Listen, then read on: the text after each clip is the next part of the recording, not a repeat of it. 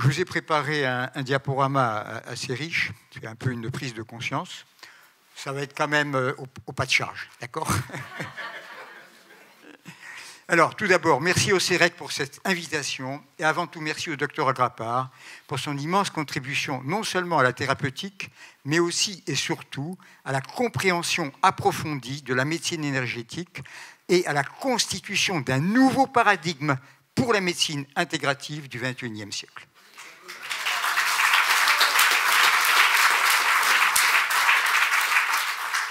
Parce que quand on parle de chromatothérapie, on pense à être thérapeute. Mais la chromatothérapie, c'est d'abord une révolution sur le plan conceptuel et sur le plan intellectuel avant de devenir la projection des couleurs ou l'utilisation des oligo-éléments. Et c'est cette révolution dans la pensée et dans l'approche de la pathologie, avec l'exemple qui nous était donné de ne pas confondre l'énergie agressive et la réponse de l'organisme, rien que cette découverte et cette compréhension, c'est déjà une révolution de la pensée médicale. Et c'est pour ça que moi, ce qui m'intéresse, c'est de fonder, d'apporter ma contribution à cette médecine intégrative, nécessairement écologique, écosystémique du XXIe siècle. Alors, j'ai trouvé ce titre, ma mission immunitaire, comment acquérir, maintenir et perfectionner mon système immunitaire selon l'approche de l'aromathérapie quantique.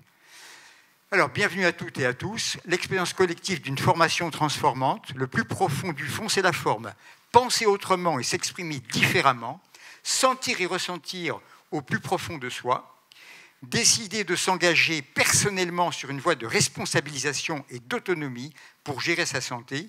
En anglais, on appelle ça le empowerment. C'est ce que j'ai fait durant pratiquement maintenant un demi-siècle avec les patientes et les patients qui sont venus demander mon aide. Alors, la mission, je l'ai trouvée sous forme d'acronyme, c'est acquérir la maîtrise intelligente, sûre et sereine de mon immunité, devenue opérationnelle au naturel. Ah, c'est pas mal. C'est en faisant mon jogging, tout d'un coup, je reçois l'inspiration. Alors, vous savez, on a quand même ce fameux dieu Esculape, le dieu de la médecine. Et là, on a Épione avec, sur ce bas-relief. Alors, on va voir. Alors, il y a les 6 filles. Et la première des filles, c'est Hygiée, la déesse de la santé, surtout par la médecine préventive, la propreté et l'hygiène. Après, on a Panacée, la guérison par les plantes, Méditrine, la guérisseuse, Acéso, le processus de guérison, Ilasso, la guérison par les soins du père. Alors là, on a le docteur Agrapar, c'est les soins du père. On a Églé, la mère des 3 grâces, et les 3 fils, il y a quand même 3 fils. Machaon, le chirurgien, Podalire, le médecin généraliste, et Télésphore, le dieu de la convalescence. Et c'est très important aussi, la convalescence. Alors là, on voit Hygiée et son père, vraiment, c'est sa fille chérie, vous voyez, marbre antique, musée du Vatican à Rome. Alors, qu'est-ce qui s'est passé dans la science au début du XXe siècle? C'est la révolution en physique. Alors en fait, on a eu cette découverte que la lumière, qui était à la fois une onde, c'est là le rouge, à la fois une onde, mais aussi des corpuscules, et c'est ces 2 aspects corpusculaires et ondulatoires, de comprendre qu'en fait, quand on voit l'un, on ne voit plus l'autre. Et quand on voit l'autre, on ne voit plus l'un. Mais les 2 existent en permanence.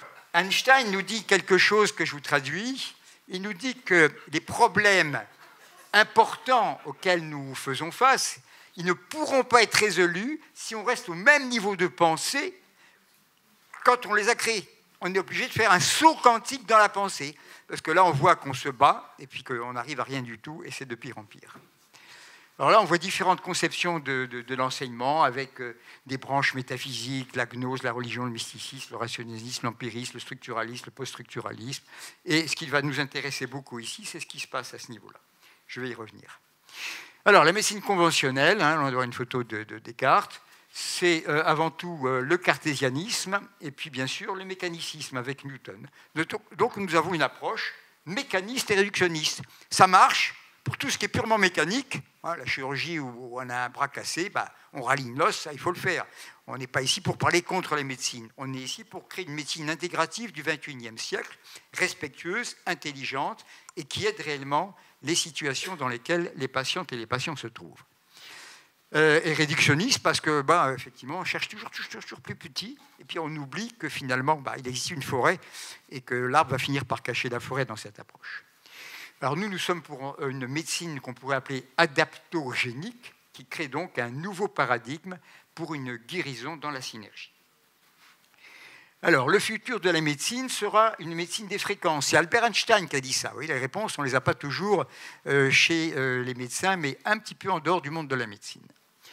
Einstein nous dit ici que tout est énergie, et c'est vraiment tout ce qu'il y a. Si on arrive à trouver la fréquence de la réalité, à ce moment-là, on va pouvoir changer cette réalité. Et ça, c'est la philosophie issue de la compréhension de la physique du XXe siècle. Alors, la médecine actuelle, elle est devenue la vassale de l'industrie pharmaceutique, sa suzeraine. Aie confiance, tu vas t'habituer, en plus c'est gratuit, puisque tout est remboursé. Eh bien, dans l'histoire du Covid-19, évidemment, Big Pharma va se frotter les mains. Il y a beaucoup de bénéfices en perspective. Alors, les trois infinis approchés par la nouvelle physique, on sait très bien qu'on part des particules élémentaires et on arrive à l'immensité de l'univers. Et ça, c'est deux infinis. Et ce qu'il faut comprendre, c'est que les lois qui s'appliquent dans l'infiniment long et dans l'infiniment grand, et les lois qui s'appliquent dans l'infiniment court dans le temps et l'infiniment petit dans l'espace, ne peuvent pas être les mêmes lois qui s'appliquent dans le monde où nous le vivons habituellement. On est obligé de changer, ces lois ne fonctionnent plus. Mais il y a un troisième infini qui a été découvert par la nouvelle physique. Et c'est ce troisième infini-là qui nous approche, qui nous intéresse ici. Alors, question, quel est le troisième infini découvert et étudié par la nouvelle physique et qui possède ses lois propres différentes de celles connues en physique classique? Qui est-ce qui me donne une réponse?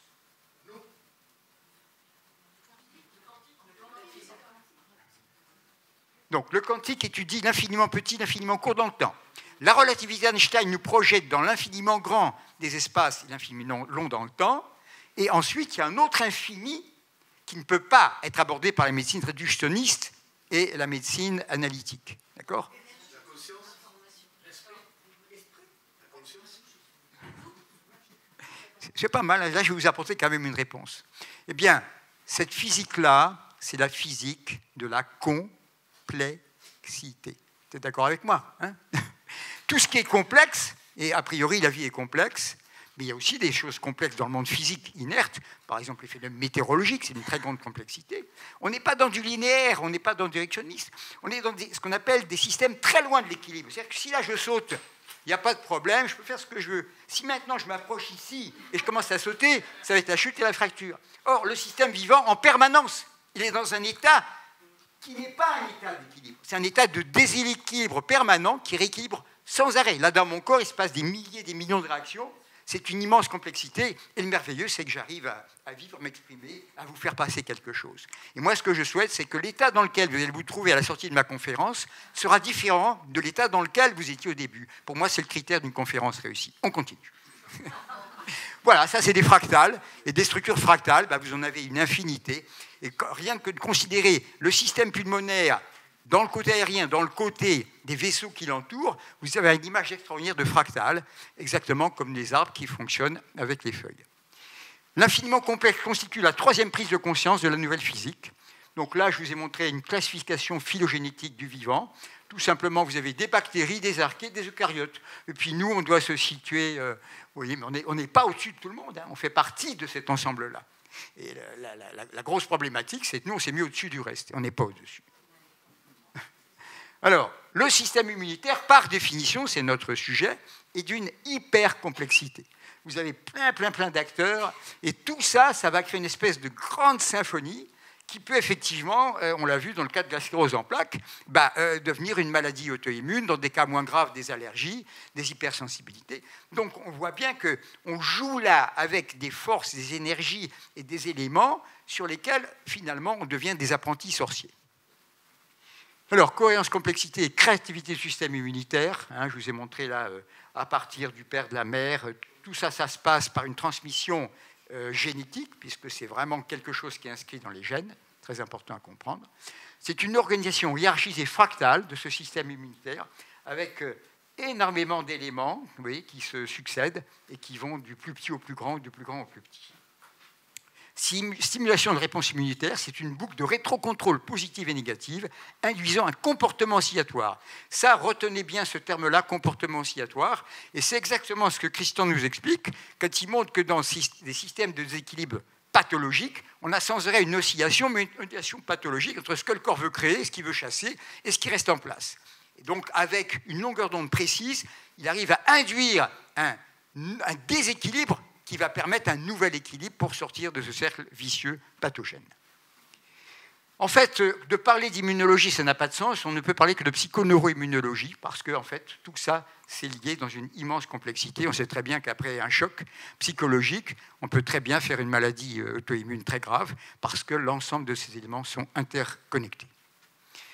Là, nous avons bien sûr cette image qui vous fait comprendre que faites très attention avec ce mot inflammation. Ceux qui suivent l'enseignement, ce mot inflammation n'a pas de sens. Parce que l'inflammation aiguë, c'est un processus de réparation, tandis que l'inflammation chronique, c'est un processus d'entretien de la maladie. Donc on a mis un mot qui crée une grande perturbation conceptuelle, et c'est pour ça, dans l'enseignement, pour ceux qui s'inscrivent, j'ai une très grande exigence sur l'utilisation des termes. Si nous voulons révolutionner la pensée, c'est par la précision du langage et sa qualité, son exactitude, que nous y parviendrons. Sinon, on va créer une tour de Babel. Alors, qu'est-ce qui s'est passé en particulier dans l'histoire du Covid? Vous savez, en réalité, ce virus, il est banal. Combien de gens sont testés positifs? Dieu merci pour eux, ils n'ont rien, ou ils feront une grippette. Mais les gens qui ont des cas difficiles, c'est en réalité l'orage des cytokines quand l'immunité s'affole et tue. Donc, je ne vous détaille pas tout ça. Il y a plein de textes sur Internet où vous verrez. Mais on a bien compris que ce qui tue le malade, ce n'est pas le virus, c'est son propre système immunitaire. Gardez bien cette vérité au sein de votre esprit. L'être humain est le seul animal à pouvoir exercer le contrôle volontaire et conscient sur sa fonction respiratoire. Question, se pourrait-il que l'être humain soit aussi le seul à pouvoir, par entraînement, acquérir le contrôle sur les réactions de son système immunitaire? Vous pensez que c'est vrai ou pas vrai? Oui. Est-ce que vous avez entendu parler de Iceman? Bon, alors donc, on est d'accord. Il a été testé à l'hôpital d'Amsterdam.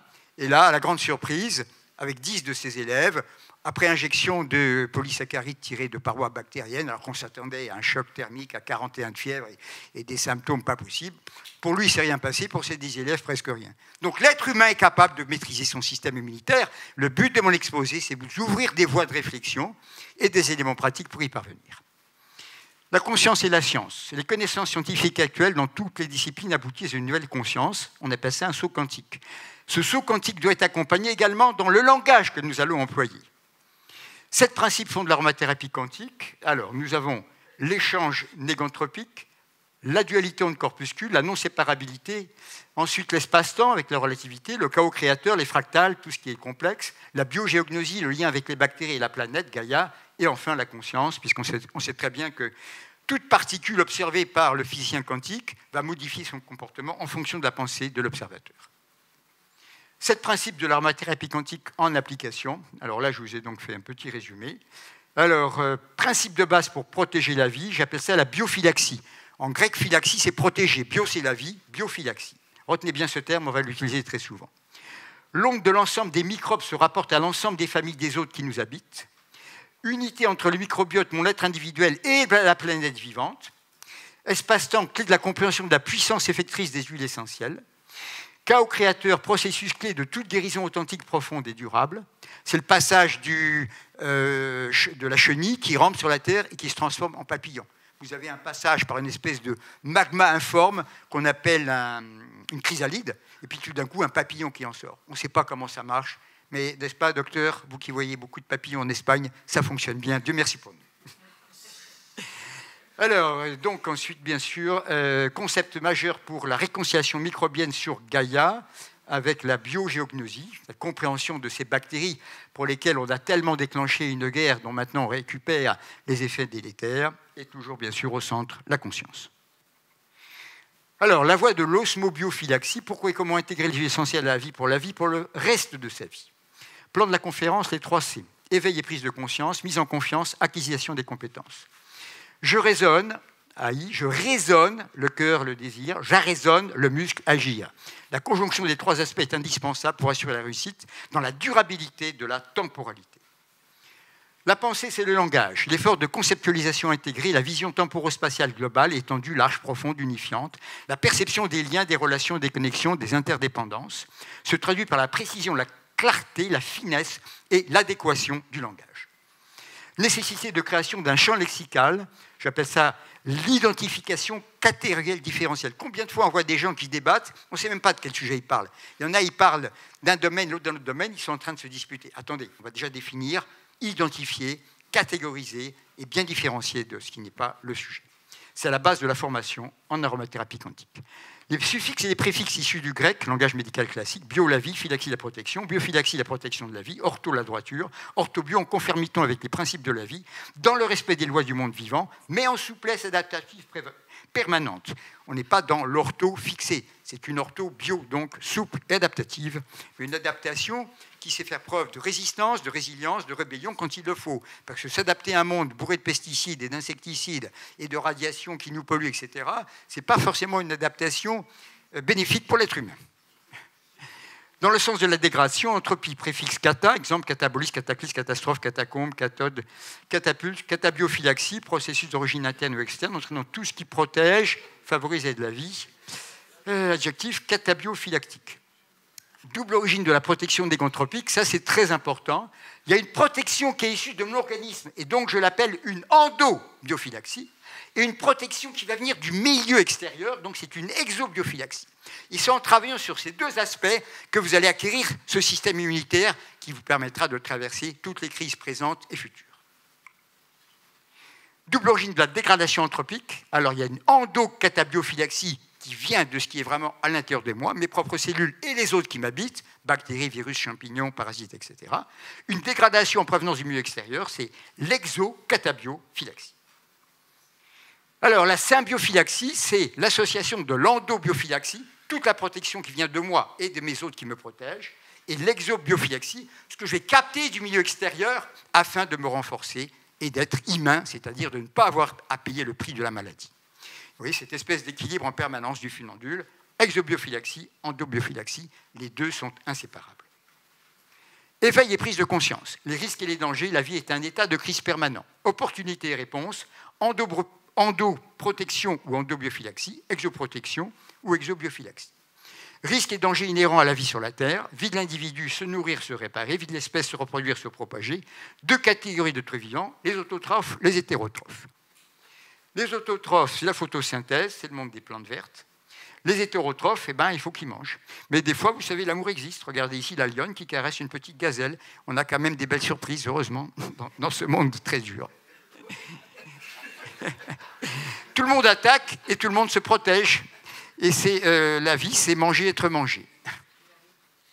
La vie attaque et se défend, ternaire indissociable de la matière, molécules dissuasives ou létales, poison, venin, enzymes, énergie mécanique, épines, dents, griffes, muscles, fuite, combat, information, camouflage, mimétisme, feinte de mort, inspirer la peur, dégoûter, dissuader. La prédation visible de la macrobiologie, celle-là, elle est pas mal quand même, hein, parce que quand on avait à voir qu'il avale une gazelle, enfin, il en aura pour 3 mois à la digérer, mais c'est quand même plus intéressant que de brouter toute la journée comme les moutons et les herbivores.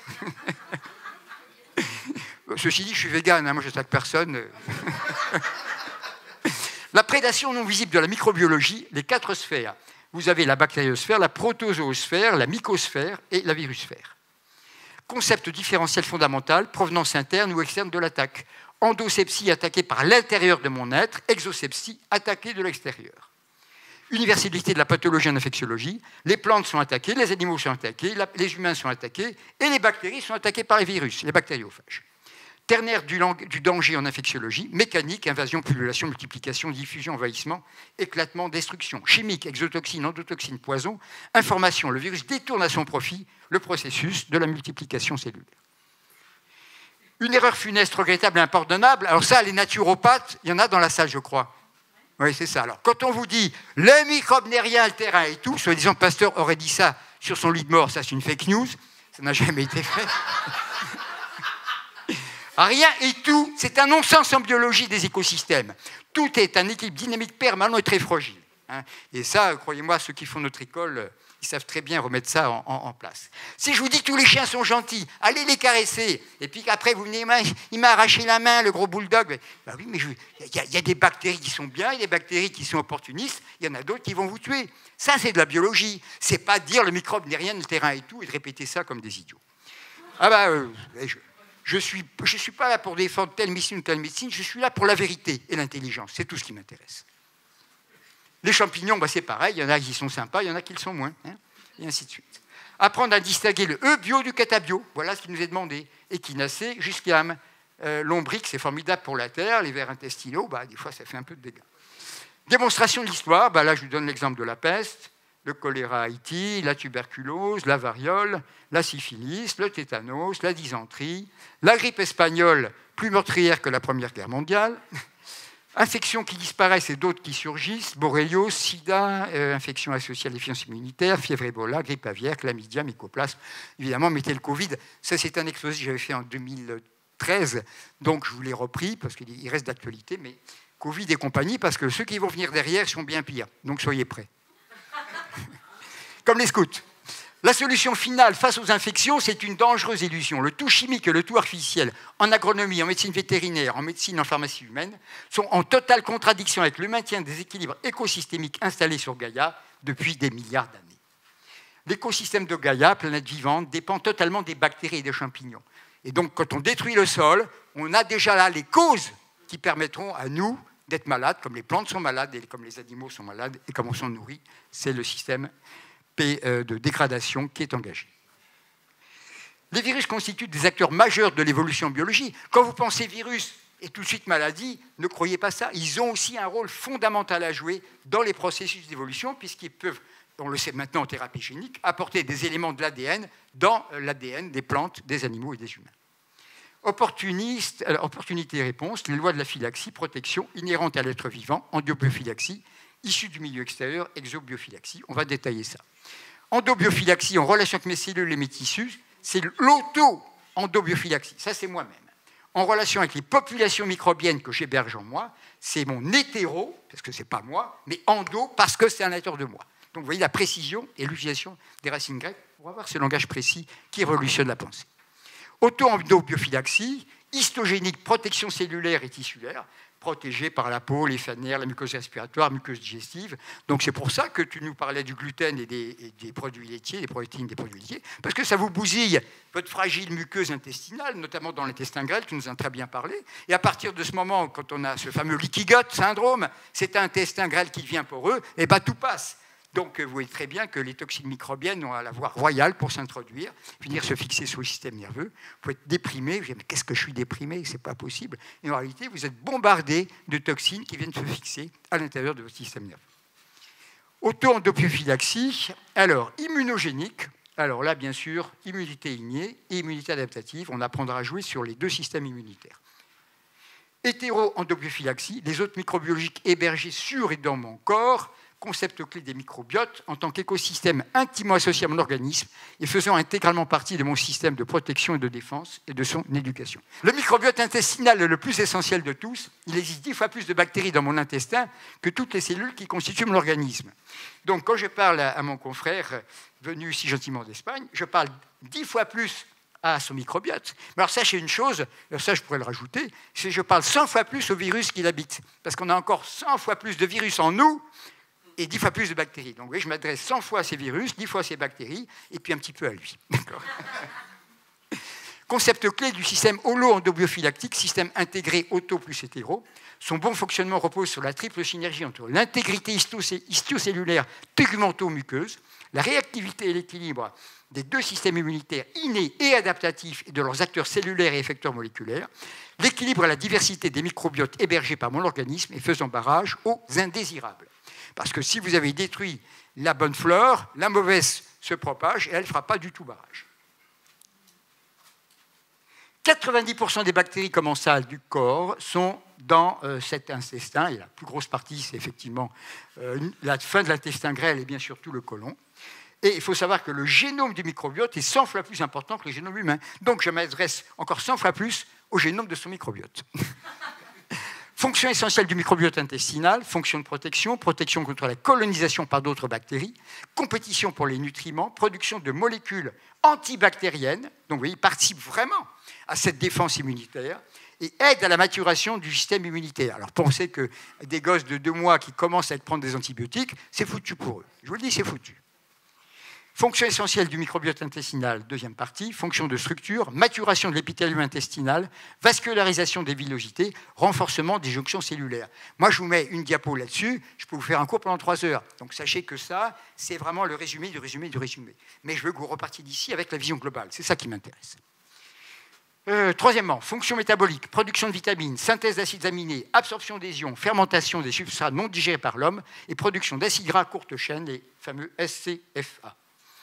Biodiversité du microbiote intestinal, élément clé de la protection. Alors, on a un phylum Actinobacteria, 30 espèces, phylum Bacteroides, 20 espèces. Là, on a mis 125 espèces. Au total, on va retrouver de 500 à 1000 espèces bactériennes différentes. Donc, une extraordinaire biodiversité qu'il faut absolument respecter, comme on doit le respecter pour la biodiversité planétaire. Ternaire endobiophyllactique. Alors, on a auto-endobiophylaxie histogène, donc l'intégrité des tissus et des cellules, auto-endobiophylaxie immunogène, proto-immune et méta-immune, donc système inné, système adaptatif. Ça, c'est donc l'auto-endobiophylaxie. Hétéro-endobiophylaxie, c'est donc ceux que j'héberge, c'est-à-dire les microbiotes. Le système holo-endobiophyllactique intégral est soutenu en permanence par l'ensemble exobiophylactique. Exobiophylaxie, c'est notre protection et notre défense provenant du milieu extérieur. Exobiophylaxie négantropique, mais c'est possible aussi que ce soit catabiophylaxie. Quand on va aller chez McDonald's, qu'est-ce qu'on fait? Eh ben, on fait une exocatabiophylaxie. Tiens, c'est pas mal ça, comme réclame à la télé. J'ai été chez McDonald's et voilà, je ressors maintenant dans une exocatabiophylaxie. Regardez le film Big Me, non Big Me. Cet Américain qui s'est nourri à McDonald's, vous connaissez. Alors, pendant 15 jours, les gens n'allaient plus à McDonald's. Mais après, c'est revenu, vous savez. Tout va se jouer dans la durée et tout va se jouer en amont. Alors, tout élément en provenance du milieu extérieur est susceptible de contribuer au bon fonctionnement de mon auto-endobiophylaxie et de mon hétéro-endobiophylaxie, mérite d'occuper une place de choix et d'accomplir une fonction privilégiée, mais surtout dans ma vie quotidienne. C'est l'intégration dans la vie quotidienne qui fera la différence. Ce n'est pas le fait de dire, tiens, je vais faire un petit jeûne une fois dans l'année, parce que là, c'est bientôt le Yom Kippour. Hein. Donc, ce n'est pas ça qui va changer. C'est la régularité au quotidien. C'est ça qui vous permettra d'acquérir ce système immunitaire capable de résister à tout. Exocatabiophylaxie, de manière exceptionnelle, et ce d'autant plus rarement que je soutiens mon endobiophylaxie grâce à l'intégration quotidienne de l'exobiophylaxie, certaines circonstances extrêmes peuvent justifier de recourir à des substances externes agissant de manière catabiotique, entraînant donc des perturbations de mon système auto- et ou hétéro-endobiophylaxique. Je pense à l'utilisation des antibiotiques. Quand on a la maîtrise des huiles essentielles, c'est d'une extrême rareté. Maintenant, il y a des cas extrêmes où on peut accepter l'antibiotique et qu'on peut accompagner des huiles essentielles et des autres systèmes de protection. Donc je ne suis pas ici en train de vous propager une doctrine sectaire, je suis en train d'être dans le respect et l'intelligence en fonction du cas précis qui se présente en clinique. Tous les règnes de la nature interviennent dans la constitution de l'exobiophylaxie. Alors, le non-vivant, argile, charbon, végétal, soufre, bicarbonate de soude, vinaigre, minéraux, cristaux, thermales. Le vivant, micro-organismes, probiotiques, champignons, shiitake, plantes médicinales et aromatiques. Règne animal, miel, propolis, pollen, etc., etc. Exocatabiophylaxie pharmaceutique, c'est la voie majeure choisie par le développement actuel de l'industrie pharmaceutique. Elle entraîne systématiquement des perturbations de notre auto-endobiophylaxie et de notre hétéro-endobiophylaxie, c'est-à-dire nos microbiotes. Elle doit être réservée aux cas les plus extrêmes, l'indispensable parfois, mais toujours l'ultime exception. L'exocatabiophylaxie allopathique en infectiologie, c'est le domaine de la micro-exocatabiophylaxie, les antibiotiques provenant en majeure partie du monde des bactéries et du monde des champignons. Mais ce sont les bactéries qui vivent dans le sol, et les champignons également, qui participent simplement à la dégradation. Quand on est mort, eh bien, il faut bien que ces êtres interviennent, Dieu merci, ça fait partie des grands cycles. Mais tant que je suis vivant, je les laisse en dehors de mon corps. Une utilisation excessive, abusive et dévoyée. 100 000 tonnes de production annuelle dans le monde, dont la moitié se retrouve dans les élevages concentrationnaires des animaux, bovins, ovins, caprins, porcins, volailles, poissons, lapins, crevettes, crabes. Hein, totalement inutile vis-à-vis des infections virales strictes et apparition, bien sûr, des mutations et des résistances. En allopathie, 3 utilisations distinctes obligatoires. On distingue des désinfectants pour les surfaces extérieures. antiseptique pour des usages externes, antibiotique à usage interne. Alors, une petite démonstration. Alors là, je vais prendre un des flacons. Voilà. Alors, supposons que j'ai un peu mal à la gorge, je suis arrivé dans la pollution à Paris, j'ai quitté mes montagnes drômoises, ça commence à me gratter. Alors, regardez ce que je vais faire. Là, je vais déposer une petite trace, comme par hasard, sur le point GI4, gros intestin 4. J'amène la salive et je vais laper. Là, j'ai des milliards et des milliards de molécules, notamment de terpignol 4, qui sont en train de se mélanger à ma salive. Manifestement, ma salive n'était pas suffisante. Et grâce maintenant à ce terpignol 4, eh bien, en quelques secondes, je vais déjà sentir une amélioration de ce picotement, de cette irritation, de cette difficulté à avaler. C'est d'une rapidité extraordinaire. Si je devais avoir un paquet de plantes et commencer à les mâcher, croyez-moi que ça ne donnerait jamais de résultat. Ici, vous avez une concentration 100 fois plus importante et à l'état pur et concentré des molécules aromatiques par rapport à ce que la feuille nous donne. Donc là, efficacité à l'état pur et maximal. Mais est-ce que, ayant fait ceci, je vais cracher comme un gargarisme Absolument pas. Qu'est-ce que je fais de ma salive? Je l'avale. Et donc le travail local qui s'est fait au niveau de mes amygdales, de mon pharynx, va se poursuivre au niveau de l'estomac, de mon intestin grêle. Et donc vous voyez que je peux aussi bien utiliser ceci pour désinfecter une surface, désinfectant externe, un antiseptique et également un eubiotique, parce que le terme antibiotique, contre la vie, pour nous, nous l'avons mis de côté. Réforme de la pensée par la réforme du langage. On continue. Alors, en osmoprophylaxie, une seule et même substance est utilisée pour les 3 applications. Voilà ce que je vous dis. Usage extérieur, usage externe cutané, antisepsie, usage interne, eubiotique. Une impasse prévisible et inévitable, monocatabiophylactie, pénicilline, une seule molécule, eh bien, on obtient les résistances, parce que c'est très facile pour une bactérie de devenir résistante, avec bien sûr une huile essentielle qui représente des centaines et des centaines de molécules. Non seulement vous n'aurez pas d'apparition de résistance, mais vous aurez au contraire une amélioration générale de votre microbiote et votre résistance immunitaire. La catabiose de l'antibiose allopathique systématique, pathologie consécutive au matraquage antibiotique, notamment en pédiatrie, maladie de Crohn, rectocolite hémorragique, obésité, résistance à l'insuline, diabète type 2, syndrome métabolique, gastro-entérite, maladie nosocomiale, nombreuses répercussions psychiques, toutes sortes d'allergies, asthme, maladies auto-immunes, maladies inflammatoires, fibromyalgie, fatigue chronique, autisme. On vous a signalé dans une conférence ce matin qu'il y avait toujours la voie qui allait vers le côté défense contre l'infection et l'autre qui allait vers le côté allergie. C'est TH1, TH2. Et là, vous en avez la preuve. Comme on a tellement fait un hygiénisme poussé avec une phobie des microbes, eh ben, on récolte des maladies allergiques et ensuite des maladies auto-immunes. C'est-à-dire que la médecine fabrique les futures maladies que les autres médecins, spécialistes, experts auront besoin de soigner par la suite. Exobiophylaxie est une holobiophylaxie. C'est le totem qui a utilisé une molécule isolée de son contexte. Principe actif, principe adjuvant, principe équilibrant, agissent en synergie globale pour s'opposer aux indésirables et pour soutenir tout le système auto- et hétéro-endobiophylaxie de l'organisme. Phytobiophylaxie, le monde végétal autotrophique est la source de toute vie sur notre planète. Oxygène, métabolisme secondaire, tout ça nous vient des plantes. Efficacité holophytobiophylaxie extractive, totem de la plante, plante aromatique, huile essentielle, eau florale ou hydrosol aromatique. Distillation de la plante, raccourcissement de l'espace-temps, ça c'est un principe clé, transmutation quantaromatique. Grâce à cette concentration obtenue dans l'huile essentielle, on arrive à soigner évidemment des maladies extrêmement difficiles. Et là, j'ai bien sûr un exemple qui vient de l'Australie, qui est raconté dans mes livres, où cette petite qui était depuis sa naissance dans un état d'infection permanent, bombardée de brouettés d'antibiotiques, à l'âge de 7 ans, on devait l'opérer des sinus parce que l'ORL pensait que la seule façon, c'était d'aller extraire le plus dans le sinus, et le côté réductionniste. Eh bien, on a apporté la preuve en 11 jours de la capacité non seulement de nettoyer son sinus, mais aussi de permettre un rétablissement complet et total. Et pour moi, lorsque j'étais à Melbourne, l'année 2005, et de la voir maintenant adulte venir témoigner, prendre le micro, alors qu'elle était une épave quand je l'ai vue à Adélaïde, en Australie du Sud, ça a été une des plus belles récompenses, n'est-ce pas, Rosemary, de cette carrière de combattant sur tous les continents. Infectiologie bactérienne et fongique, domaine électif de la matière aromatique extractive. Vous savez que la puanteur, la pestilence, la putréfaction, la moisissure, la décomposition cadavérique, c'est notre DRA qui les détecte et qui nous dit qu'il n'y touche pas. Un animal, un chat, ne se jette pas sur sa nourriture.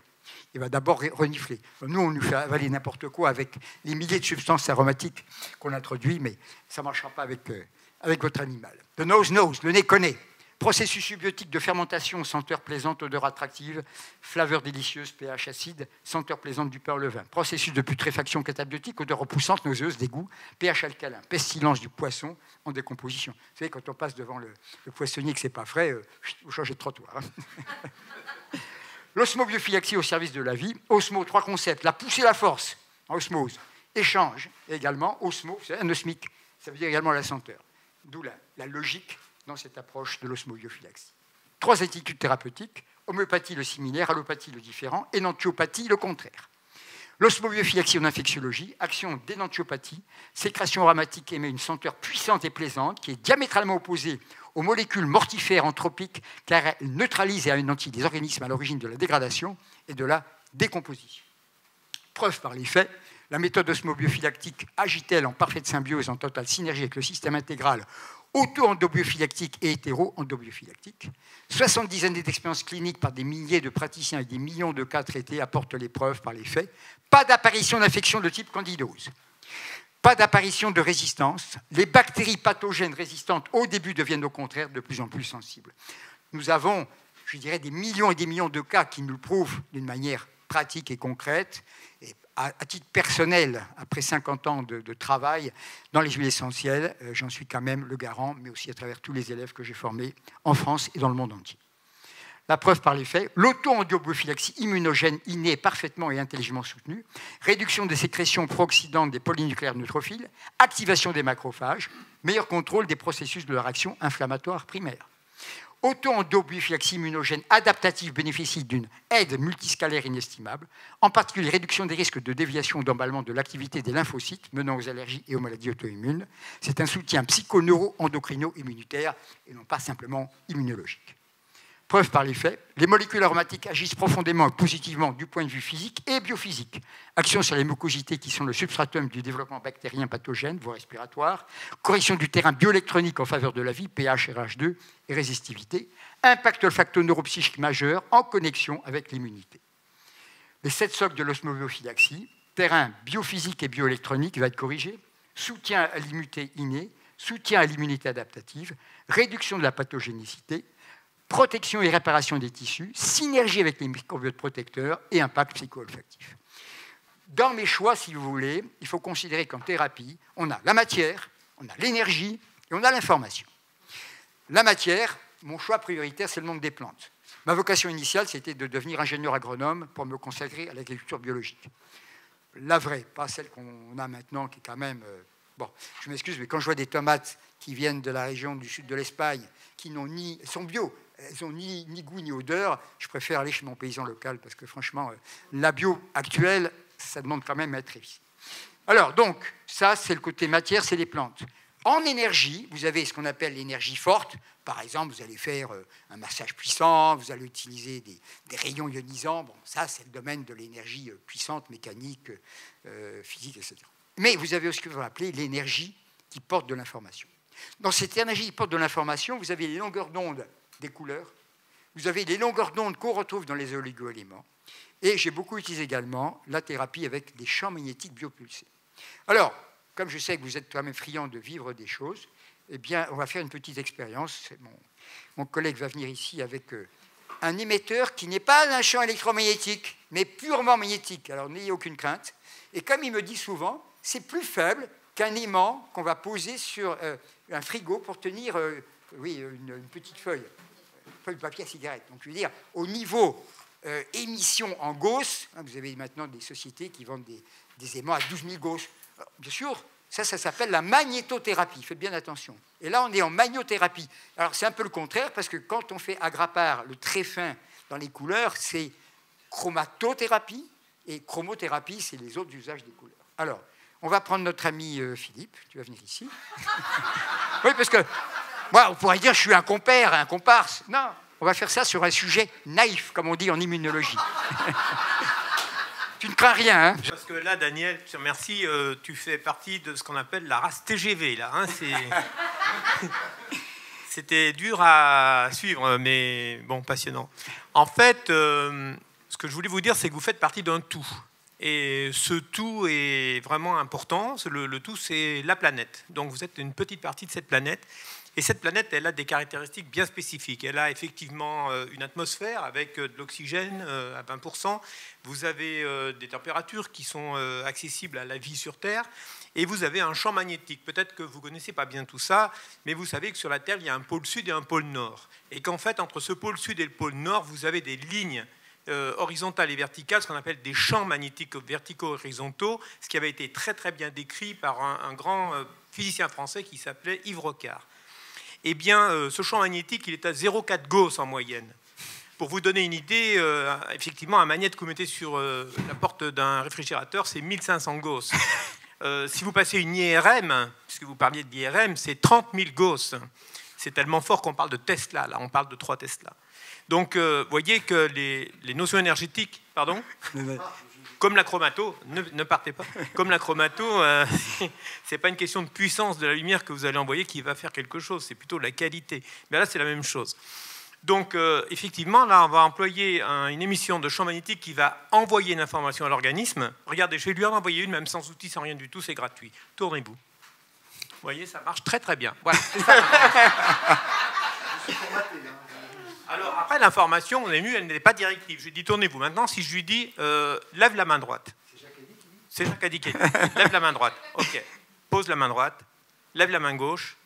Pourquoi ça marche? Tout simplement parce qu'il comprend le message, parce qu'il parle français, et que je lui ai envoyé la bonne information. Donc maintenant, je vais lui envoyer une information que vous ne connaissez peut-être pas encore, mais qui est donc un champ magnétique biopulsé. Et cette information va lui permettre de modifier, par exemple, pour que ça soit visible chez vous, là, une position. C'est-à-dire, je vais vous faire un test de posturologie. Si vous voulez vous mettre de profil par rapport à eux, vous m'entendez là-bas au fond? Vous mettez vos mains comme ça, vous mettez vos pieds d'allongement à 30 degrés, c'est une position de référence qu'on fait dans les tests de Rombert par exemple. Vous allez regarder droit devant vous et vous gardez toujours cette même position de référence. Moi, je vais appuyer très fort ici et je vais voir si il tient debout. Et il tient debout. Vous mettez les mains derrière. Non, toujours comme ça, arrêtez devant. Et vous regardez toujours devant. Et là, j'ai appuyé moins fort, vous êtes d'accord? Mais vous partez visiblement bien en arrière. D'accord. Je peux vous montrer un aspect mécanique qui ne marchera pas. Non, je ne peux pas parce que je n'ai pas. Mais je vais vous montrer l'aspect champ magnétique. Vous êtes très content de vous. Moi aussi. Vous mettez la même position, s'il vous plaît. Alors, vous sentez rien, il n'y a rien qui passe. C'est une information, c'est comme quand je parle, vous ne sentez rien. Il y a un petit déplacement d'air, c'est son tympan qui le ressent. Là, je lui pose des émetteurs pas loin de ses chevilles. Je vais leur demander de mettre ses mains en avant, parce qu'on va faire exactement le même test, vous restez devant vous. Je peux vous dire, j'appuie très fort. Derrière. Ça ne bouge plus du tout. Cette information, elle est véhiculée par ce qu'on appelle les propriocepteurs. Ça remonte jusqu'au niveau cortical, là où il a un schéma corporel qui est induit depuis qu'il est né. Et maintenant, même si j'attends X temps, ce que je viens d'induire chez lui au niveau postural va durer. Si vous voulez, on va refaire le test. Donc vous vous remettez toujours dans mes positions. Vous remettez maintenant, vous êtes toujours devant. J'appuie très fort. Derrière, ça tient. C'est-à-dire quand... Mais c'est comme quand vous faites une petite molécule, enfin une petite goutte qui entraîne des milliards de molécules. Là, c'est pareil, je vais entraîner des milliards d'informations qui sont remontées jusqu'au niveau cortical pour lui permettre de tenir debout. Merci. Donc, on va faire la démonstration inverse de vous l'enlever, mais c'est possible de l'enlever. Il suffit par exemple que je vous éclate aussi, par exemple. Vous avez une capacité comme ça à pouvoir jouer sur tout un tas de facteurs. Alors là, je vous ai pris un facteur physique parce que c'est parlant, mais sachez que les premiers tests qui ont été faits avec cette technologie, ça a été par le professeur Bellossi à l'université de Rennes, au niveau central, en faisant ce qu'on appelle des relaxations en mode alpha. C'est-à-dire qu'on envoie des trains d'impulsion à 12 pulsations par seconde pendant 10 minutes, en gardant le sujet éveillé pour pas qu'il y ait d'endormissement. Et là, on s'aperçoit qu'il y a une meilleure modulation et un renforcement des ondes alpha. Est-ce que vous connaissez le principe de la cohérence cardiaque? Non. La cohérence cardiaque, c'est l'adaptation de la fréquence cardiaque par rapport à la fréquence respiratoire. Dans votre corps, tout est fréquence. Donc dès que les fréquences sont en adéquation, tout va très bien. Vous avez une fréquence qui ne va plus, le système essaye de se corriger, c'est ce qu'on appelle une compensation, et à force de compenser et de compenser, il ne sait plus où il en est, il ne sait plus ce qu'il fait. C'est un peu le problème de l'allopathie notamment. Et de la maladie chronique. Voilà.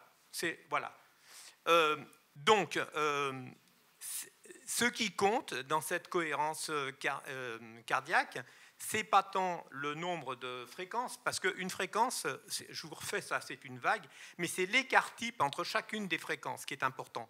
Et si vous avez un écart type qui est tout le temps constant, vous avez un état le meilleur possible. On sait par exemple que si vous avez un écart de 20% en pourcentage moyenne mathématique dans cette fréquence cardiaque, même en ayant une fréquence à 60 pulsations par minute par exemple, vous êtes dans un risque d'AVC ou de problèmes cardiaques. Donc c'est important de pouvoir réguler tout ça. Eh bien ici, comme vous envoyez un signal fixe tout le temps pulsé à la même mesure, pendant un certain temps, vous allez mettre l'organisme à rythme normal. C'est un peu comme le la du chef d'orchestre, et c'est un peu comme la fréquence, le tempo qu'il va donner, 1, 2, 3 ou 1, 2, 3, 4. Et ça, c'est hyper important parce que l'organisme a besoin d'avoir cette constante-là, c'est-à-dire un... Comment dire ? Comment ? Un tempo, exactement, c'est ça. Un tempo qui le régule, un peu comme une horloge. Et ce qu'il faut comprendre, c'est que quand vous envoyez un champ magnétique comme ça, c'est vraiment le substrat informationnel qui est important, parce que la puissance n'a aucun intérêt. Et c'est comme quand on parle de molécules ici en aromathérapie, on ne va pas donner n'importe quelle l'huile essentielle à n'importe quelle personne. Il va falloir commencer par faire un vrai bilan. Et ce qu'on a oublié aujourd'hui dans notre monde médical, c'est que ce qui était important quand même, c'était le patient et qu'il fallait savoir le regarder, l'écouter. Parce que, comment c'est Philippe. Philippe, est-ce que vous avez quelqu'un exactement pareil au monde autour de vous? Non. Vous êtes le seul et unique. Donc voilà. Et ce Philippe-là, qui a l'air bien sympathique, hein, eh bien, ce Philippe est supérieur à l'ensemble des composants qui sont en lui. C'est-à-dire que même si je lui coupe un petit doigt, ça sera toujours mon Philippe. Ou le vôtre, comme vous voulez. Je vais éviter de lui couper le doigt quand même. Donc ce Philippe-là, maintenant, eh bien, on a parlé quelques minutes et je sais qu'il est très proche de son timing. Je peux lui refaire le test pour vous montrer que ça a tenu et que ça va tenir un certain temps. Vous voulez que je le refasse? Il me croit. Bien. Vous êtes très aimable. J'ai compris que vous aviez un timing à respecter. Voilà. Eh bien, je vous remercie infiniment de m'avoir permis de faire ça. Merci beaucoup, on vous applaudit. En tout cas, c'est... Alors, docteur Pénoël, moi, je dirais deux choses. On ne pourra jamais dire que vous n'êtes pas un homme passionné, parce que vous faites combien de kilomètres par jour sur une scène comme ça, parce que ça pulse. Hein. Et la deuxième chose, je ne jouerai jamais au Scrabble avec vous, parce qu'avec tous les termes que nous avons employés, je suis certain d'être battu. Et est-ce que dans vos livres qui sont à l'extérieur, vous reprenez l'ensemble des informations que vous nous avez dit aujourd'hui? Beaucoup, mais il y a des choses nouvelles quand même. D'accord, ok. On peut vous trouver aussi sur Internet. Oui. Hein, donc on fait quoi, Docteur Pénoël? Non, c'est Osmobiose. Vous mettez Osmobiose et vous avez le site, etc. D'accord. Est-ce qu'il y a des questions à monsieur ou monsieur? Alors, monsieur Jean-François, quel est votre métier? Je suis kinésithérapeute. Aujourd'hui, je crois qu'il ne reste pas grand-chose de la kiné de départ, mais je suis un thérapeute, tout simplement. Comme beaucoup d'entre nous. Merci. Merci pour votre attention.